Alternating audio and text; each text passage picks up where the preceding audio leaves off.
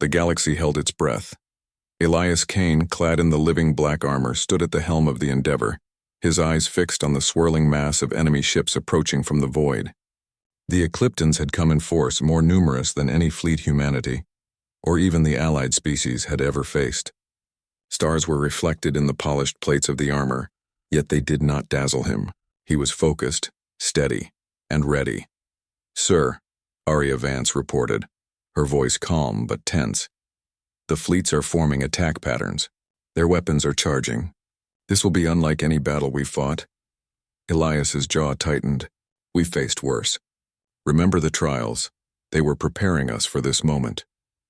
The Allied fleet stretched across the edge of the Zarin Nebula, every species united under Elias's command. Ships of all shapes and sizes hovered in formation: sleek human cruisers, massive Drakthar dreadnoughts, floating Sarathi platforms, and Veyrai skimmers that glimmered like liquid silver.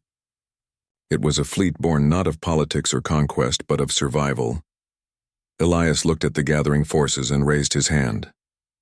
The armor pulsed faintly, sensing his determination. "Today," Elias said, his voice steady and commanding, "we fight not for glory, not for power, but for life itself.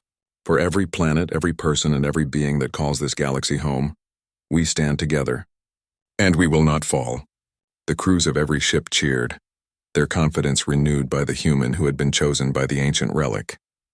The Ecliptans, watching through sensors and battle readings, paused. They had expected fear, hesitation, and chaos. Instead, they saw unity and courage, qualities they had not anticipated. The battle began with a thunderous roar. The Ecliptan fleets advanced in perfect formation, their weapons blazing, tearing through the void with deadly precision. Elias moved with them, his armor shifting in response to every threat. Shields extended to protect Allied ships, energy pulses deflected beams of fire, and strikes from the Endeavor disabled enemy warships with pinpoint accuracy. The first clash was brutal. Many ships were lost and the void echoed with explosions. Yet Elias did not falter. Each movement of the armor was calculated, precise, and controlled, amplifying his natural instincts. It was as if the relic guided him, feeding him knowledge of angles, force, and timing that no human mind could comprehend alone. Mid-battle, Elias noticed a massive Ecliptan warship breaking through the outer lines. Its hull glimmered with black energy, far larger and stronger than anything they had faced before. The dreadnought moved like a predator, cutting swathes through the Allied fleet. "Sir, the flagship," Arya shouted. "If that ship reaches the core of our fleet, it will destroy everything." Elias gritted his teeth. "Then we stop it." He turned the Endeavor toward the flagship, the armor responding to his will. Energy ripples extended from his body, pushing smaller enemy ships back and creating a path through the chaos. Every second counted. The flagship unleashed torrents of fire. Elias moved with the armor, deflecting beams and redirecting energy, closing in. The armor's ancient intelligence guided him to weak points in the massive vessel, places even its own crew had overlooked. With a surge of power, he struck the heart of the ship's energy core. The dreadnought shuddered violently, then exploded in a burst of light visible across the battlefield. The Allied fleet cheered, a roar that echoed across space. Even the Ecliptans paused, surprised and unsettled by the humans' precision and courage. But victory was far from complete. The Ecliptans were relentless. More ships emerged from hyperspace, each wave larger than the last. Yet Elias refused to let fear dominate. He called every fleet to him, coordinating movements with unmatched skill. Using both the armor and his strategic mind, he led daring maneuvers. Human creativity combined with alien technology in ways the enemy had not predicted. Traps were set in asteroid fields, ambushes timed with precision, and energy fields from the armor shielded civilians from destruction. It was a war of coordination, trust, and courage. Every species began to fight together, not as rivals, but as one. Amidst the chaos, Elias remembered the words whispered to him in his dreams. "The armor does not grant destiny. It only reveals what is already within you." He realized the truth. It was not the armor alone that would win this battle. It was the spirit of humanity, the determination to survive, the refusal to yield, the will to protect others even in the face of impossible odds. The armor had amplified that spirit, but it was never meant to replace it. He shouted across comms, "Do not fear the enemy. Trust each other. Together we are stronger than they are." The fleets responded, moving in perfect harmony, striking with a confidence they had never known before. Hours passed.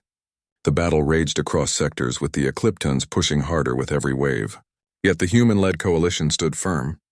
The armor gave Elias the ability to react faster, strike harder, and protect more lives.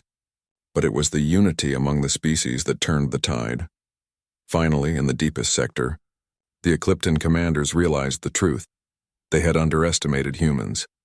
Their ships, though powerful, could not break the bond of trust, creativity, and courage that now guided the Allied fleet. One by one, their forces began to retreat, slipping back into hyperspace to regroup. The galaxy had survived. When the last enemy ship disappeared, silence returned to the battlefield.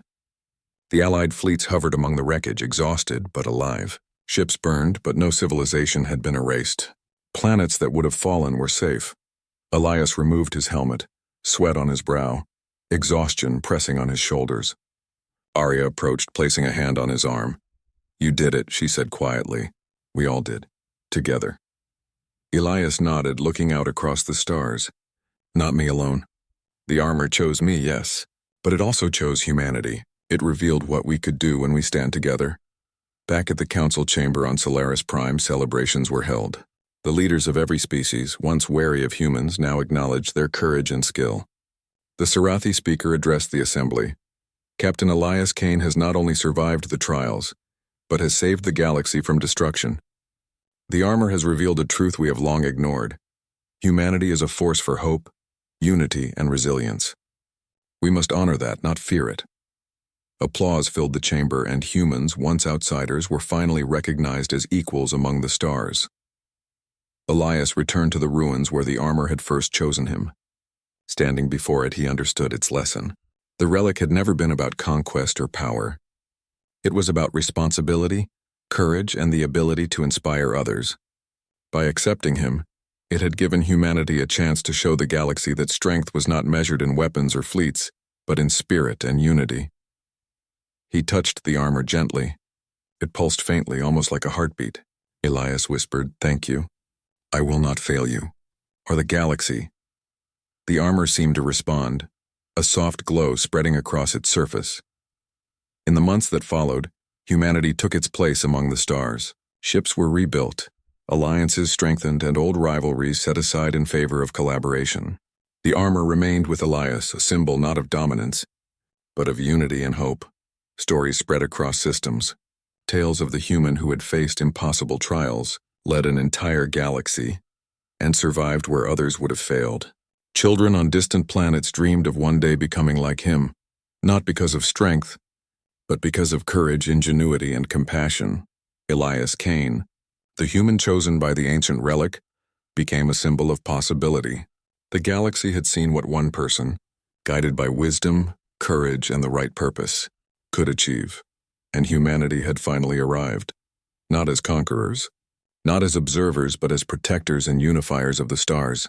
The armor, once a relic of mystery, had fulfilled its purpose, and in doing so, it had changed everything. The galaxy would never forget the day a human touched the armor, and the dawn of unity that followed. The council station orbited a calm white star, but for Vera it felt like a prison of silence. The more the high speaker told her not to ask, the more the empty seat filled her thoughts. It was no longer only curiosity. It was a weight pressing against her chest. She knew knowledge was meant to be free. The Lisseri, her people, believed that truth must shine like starlight. To hide it was against everything she had been taught, and yet, the council had locked away the truth of Earth and the humans. Vera decided she could not let the silence win. She began by visiting the station's archive chamber, a grand hall filled with millions of glowing data crystals. Each crystal held centuries of records, wars, treaties, discoveries, and maps of the galaxy's endless expanse. The archivist on duty, an old insectoid named Kral, clicked his mandibles as she approached. "You again," Kral said, his antennae twitching. "Did you not get enough from the public records yesterday?" "I need more," Vera said softly. "I need to understand." Kral's many eyes narrowed. "Understand what?" Vera hesitated, then whispered, "The empty seat." At once the archivist froze. His antennae stiffened and his mandibles shut tight. He leaned closer, his voice barely audible. "Do not speak of that here. The walls listen." "But you know something," Vera pressed. Kral turned away. "I know enough to keep silent. You should do the same." That night, Vera found herself staring at the stars again. She felt small, a single scholar among thousands of species. But she also felt a spark of defiance. If humans were once like her, curious and unwilling to bow to fear, then she had to follow their example. She decided to search deeper, beyond the official archives. The Council's network had levels of access. The outer layers were for students and citizens. The inner layers were for officials and commanders. But the deepest levels, the forbidden records, were guarded by firewalls of code so strong that even the Lissari, masters of knowledge, had trouble breaking them. Vera was not a master, but she was clever. And cleverness, she knew, was sometimes enough. For days she worked in secret. She stayed in her quarters, her hollow slate glowing late into the hours when most of the station slept.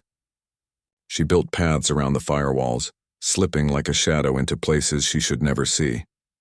At first, the files she found were small fragments, mentions of Earth in ancient star charts, notes of treaties signed long ago. But then she uncovered a sealed section marked with a single word, humanity.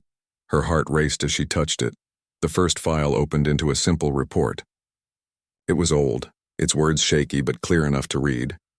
The species known as humans has refused to accept the authority of the Council. Their worlds are small, their fleets are few, but their resistance spreads faster than any fire. Recommend restricting all records of their actions. Vera leaned back, stunned. Resistance? How could a species with few fleets threaten the Council? She opened another file. Humans fight not for resources nor territory, but for belief. They believe no power should rule without question. This makes them dangerous. Another file. Contact with humans has been restricted. Their words inspire unrest. Their presence divides. Recommend removal of their seat. Vera's hands trembled. She realized the Council had not removed humans because they were weak. They had removed them because they were strong in a way others feared. The more she read, the more uneasy she became. Records spoke of humans standing against empires that enslaved smaller races. Stories told of humans who fought battles they should have lost, yet somehow won, not with stronger weapons, but with determination that refused to die. One report chilled her most of all. When the Zeeth Dominion attempted to enslave the water worlds, humans led the revolt. Against fleets 10 times larger, they triumphed. When asked how, their leader replied, "Because we had no choice but to win." Vera whispered the words aloud. No choice but to win. She felt a strange shiver run through her. This was not myth. This was truth, hidden behind layers of silence. But her digging did not go unnoticed. Late one night, as she unlocked another sealed file, her hollow slate flashed red. A voice, cold and mechanical, filled her room. Unauthorized access detected. Scholar Vera of Lissari. Cease activity immediately. Her blood froze. She slammed the slate shut, her heart racing. Moments later, the door chimed. A pair of council guards stood outside, their armor gleaming under the hall lights. "You will come with us," one of them said firmly. Vera's mind spun. Had she gone too far? Was this the end of her search? They brought her not to a prison, but to a small chamber high above the council floor. The walls shimmered with soft light, and in the center sat the high speaker, Orath. His crystalline body reflected the glow like broken glass.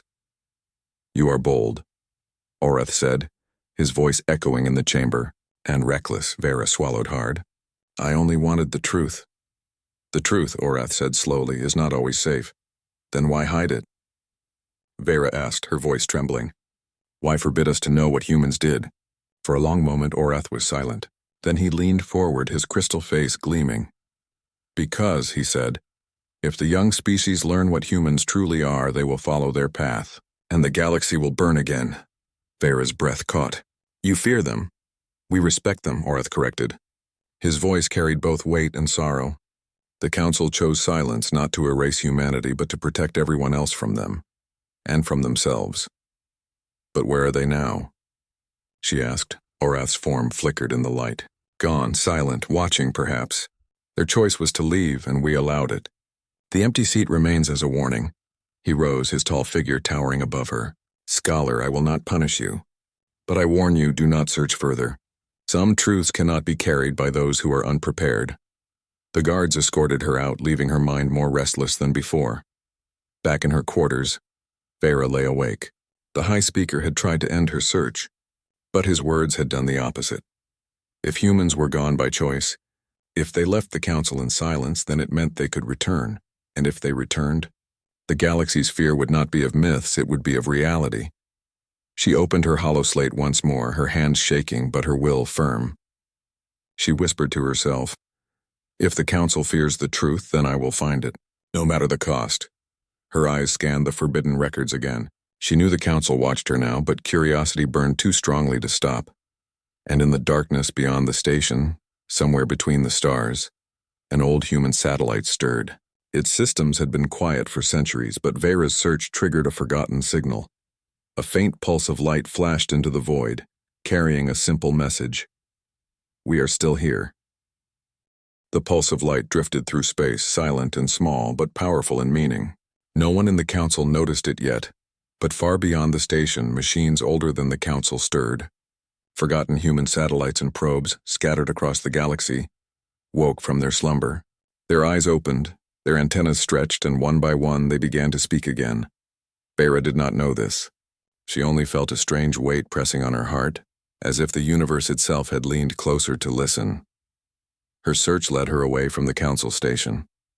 She requested a study trip to the outer archives, small facilities placed on remote moons where old records were kept. It was not unusual for scholars to request travel, and so the Council allowed it, though guards followed her closely. Her shuttle descended onto a barren moon covered in sharp rocks and endless winds. The archive stood like a lonely tower of stone and metal, half buried in dust. Few ever visited, for its records were ancient and rarely useful, but Vera believed answers lay here. Inside, the archive smelled of age. Dust floated in beams of weak light. The caretaker, a machine older than most civilizations, greeted her in a soft metallic voice. "Welcome, scholar. What do you seek?" "History," Vera said carefully. "The history of the humans." The machine paused. Its gears whirred. Then it said, "Access forbidden." Vera expected this. She lowered her voice. "Please. I must understand why their seat is empty." The caretaker machine studied her for a long moment. Then it whispered, "If I speak, I break my orders. But silence is a prison even for machines. Follow me." The caretaker led her deep into the tower. They walked past rows of silent crystals and dusty shelves until they reached a chamber hidden behind layers of stone. A single archive crystal glowed faintly in the center. "This," said the machine, "is one of the last unbroken records. It carries the memory of fire." The words made Vera's skin prickle. She reached out, touched the crystal, and the chamber filled with light. She saw a battlefield among the stars. Fleets burned, worlds shook. Armies that had enslaved countless races marched forward with endless strength. And then she saw them. Humans. Their ships were not the largest. Their weapons were not the strongest. Yet they fought with a fire that refused to die. Where one fell, another rose. Where others surrendered, humans stood tall. Vera heard their voices. Not in her language, but in something deeper. Something that spoke to the heart. We will not bow. We will not break. We will not stop. She saw the moment when an empire of shadows, the Zaith Dominion, fell. Against fleets 10 times larger, the humans had rallied smaller species to fight. They gave courage to those who had lost all hope. The war ended not because humans had stronger weapons, but because humans had stronger belief. The crystal's light dimmed, and the vision ended. Vera staggered back, trembling. How did they win?" The caretaker's voice was soft. "They won because they refused to accept defeat. They believed in something greater than themselves. That belief burned brighter than any weapon," Vera whispered. "The memory of fire."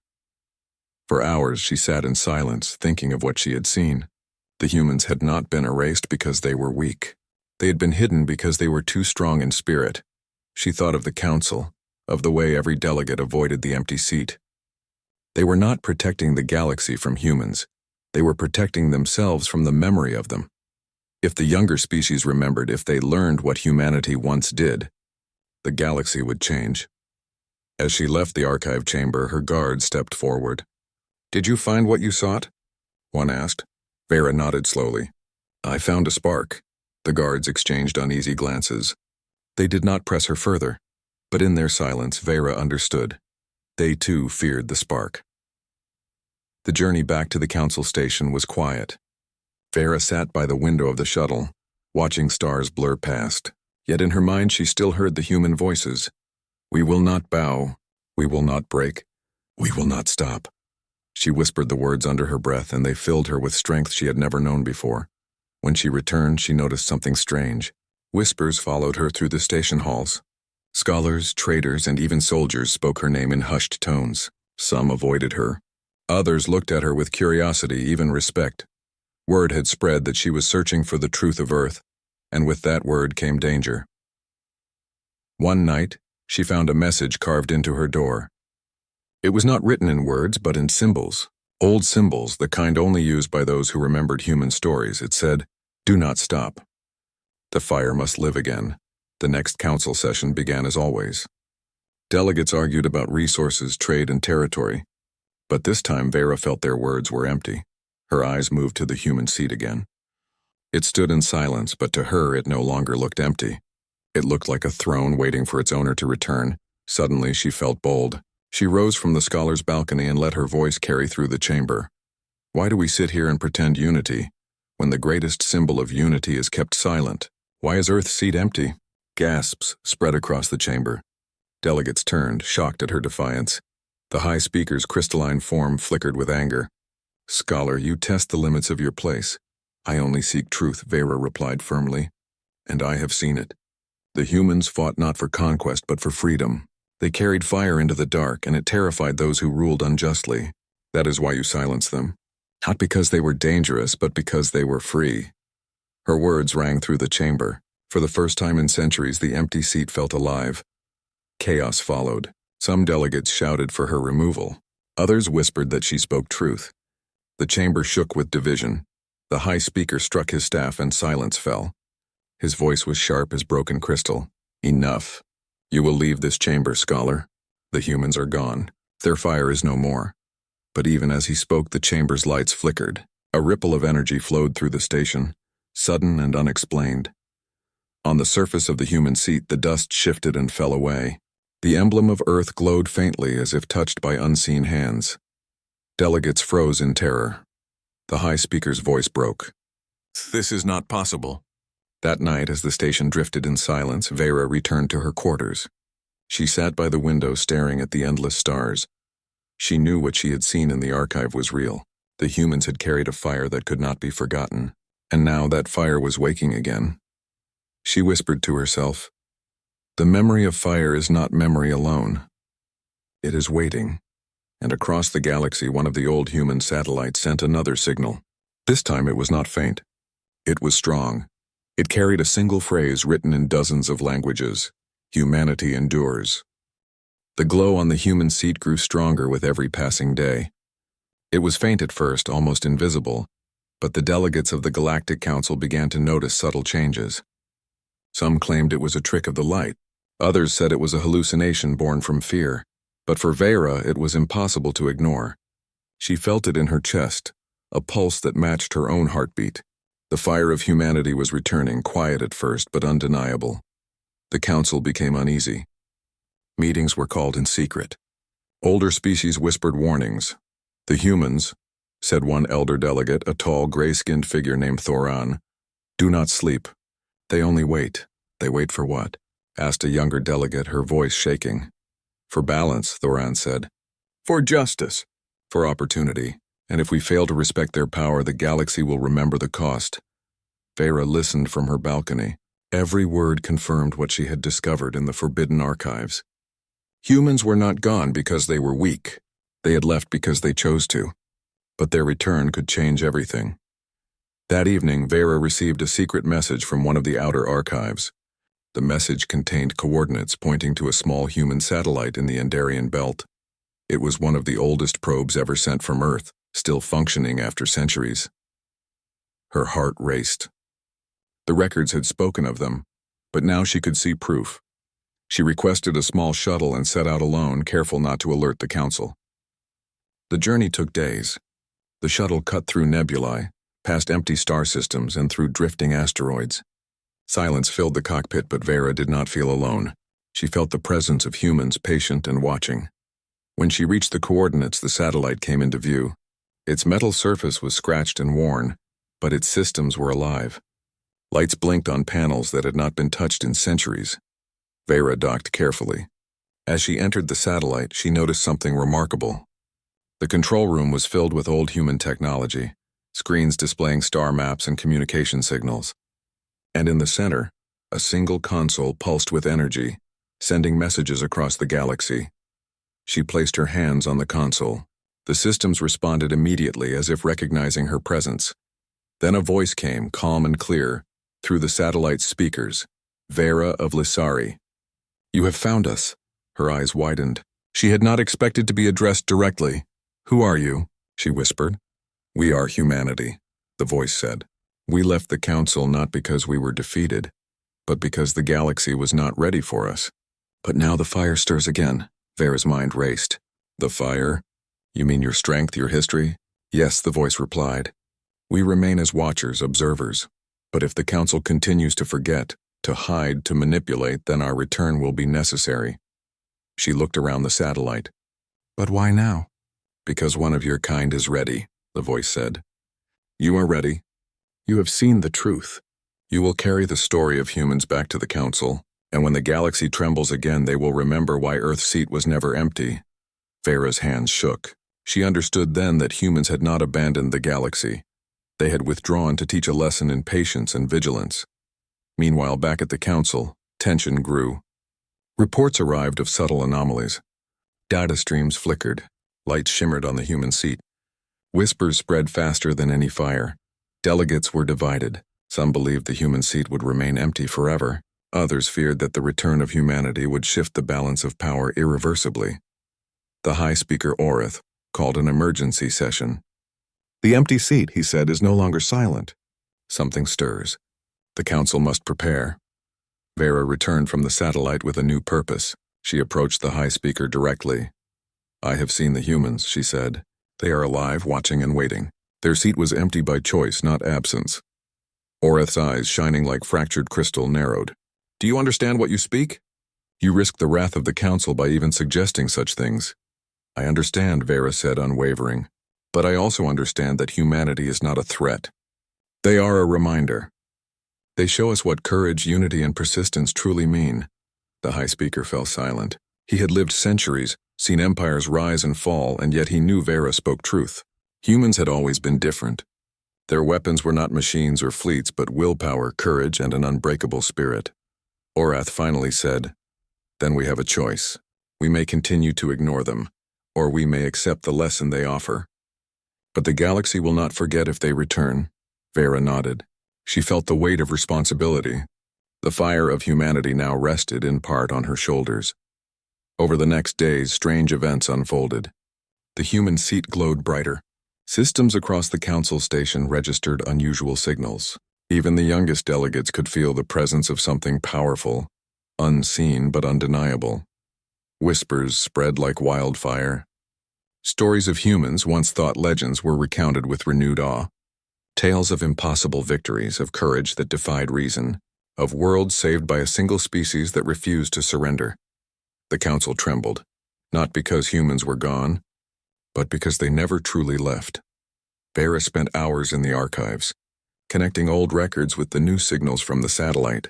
She pieced together stories that had been hidden for centuries. Humans had fought tyrannies that spanned dozens of star systems. They had inspired species to rise against oppression. They had created networks of resistance that endured long after battles ended. And through it all, they had watched silently, waiting for the galaxy to learn the lesson they intended to teach. One night, Vera returned to the council chamber. She looked at the empty seat, now glowing faintly, and spoke aloud. "You are not forgotten. You are remembered, and your fire still lives." The chamber fell silent. For the first time, the delegates felt what Vera had known for weeks. The empty seat was not absence, it was a challenge. A warning, a promise. If humanity returned, the galaxy would remember why they had once trembled before them. Far across the galaxy, more satellites awakened. Old ships that had carried humans through the stars began to respond to signals, adjusting their courses silently. Each pulse of light carried a message, not of war but of presence. We are watching, we endure. We will return if the galaxy forgets. And with every message, every flicker of light, the Council felt the weight of centuries pressing upon them. Vera knew that the day of reckoning had not yet come. But she understood the truth: humanity had never left. They had only waited, and the galaxy would tremble when they chose to step forward again. The fire of humanity burned quietly, deeply, in the hearts of stars and in the minds of those who dared to seek truth. Vera looked at the glowing seat, her hands resting on the edge. She whispered to herself, "When the time comes, they will remind us why Earth's seat was never empty. And we will all see the fire of humans once more." The chamber, the station, the galaxy, they were all watching, unknowingly waiting for a species that had never truly disappeared. And in the silence of space, one thought echoed endlessly: humanity endures, always. The galaxy was filled with many proud empires. Some were thousands of years old, with fleets that stretched across the stars. To them, Earth was nothing special. It was a small planet circling a yellow star, with a short history compared to the long life of ancient civilizations. The empires thought humans were loud, reckless, and clumsy. They were tolerated only because they were too far away from the great centers of power. But that changed when resources became scarce. The Alien Alliance, a union of many powerful species, decided to expand into Earth's sector. They needed fuel, metals, and new colonies. The humans refused to surrender their world. That was the beginning of the war. The alien armada arrived in full strength. Their ships filled Earth's skies like a storm of fire. Cities trembled as the shadows of warships passed above. The alien commanders were confident.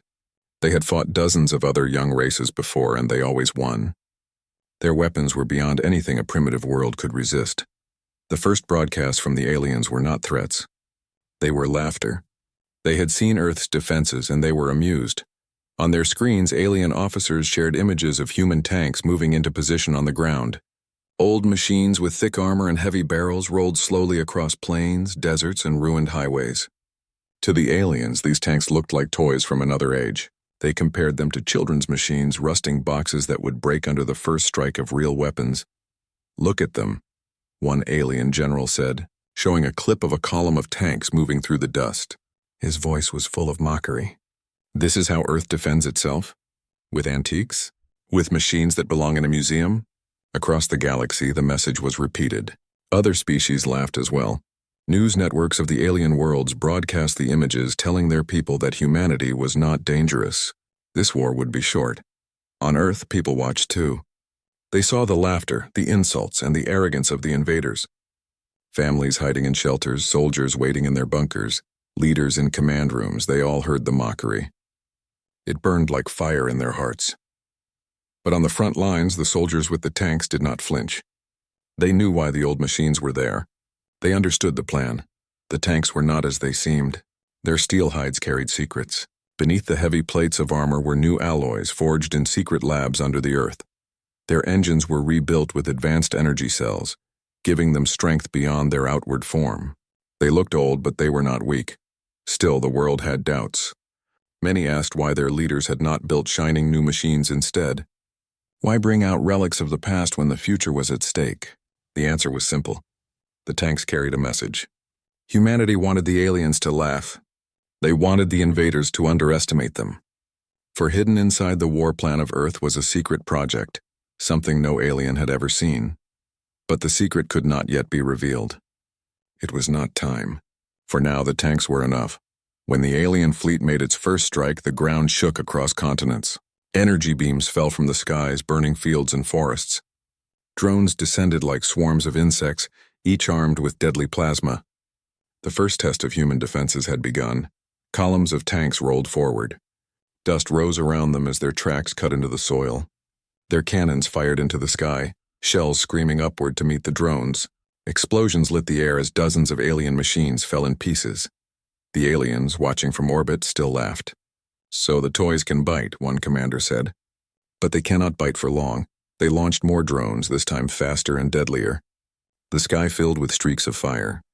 The tanks below were surrounded. Yet still they moved, their armor glowing under alien blasts but not breaking. The new alloys held. The shielding systems absorbed the worst of the strikes.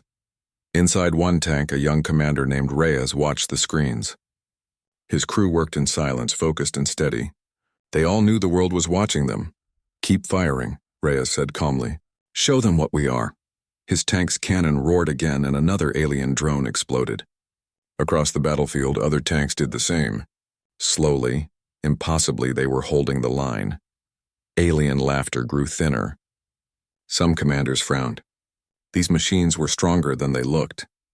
But pride kept them from admitting it. They told themselves it was luck or simple numbers. They believed human resistance would break soon.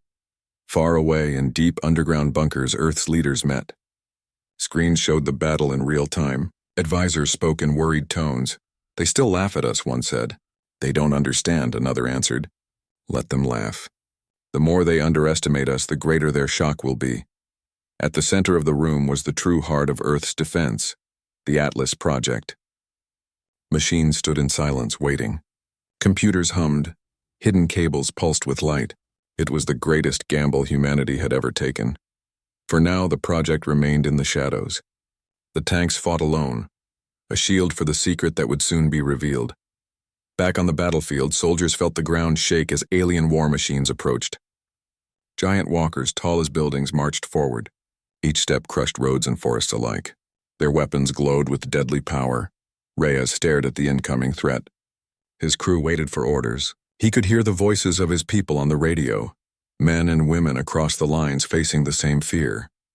"Hold your ground," Reyes said at last. His voice was steady, almost calm. "We may look weak to them, but we are not weak. We are human, and they will learn what that means." The tanks roared forward once more, their cannons blazing. The walkers answered with storms of fire. The first true clash of the war had begun. And far above, in the safety of their orbiting ships, the aliens laughed again. But already deep inside their hearts, a seed of doubt had been planted. They had mocked Earth's old machines. But the war had only started.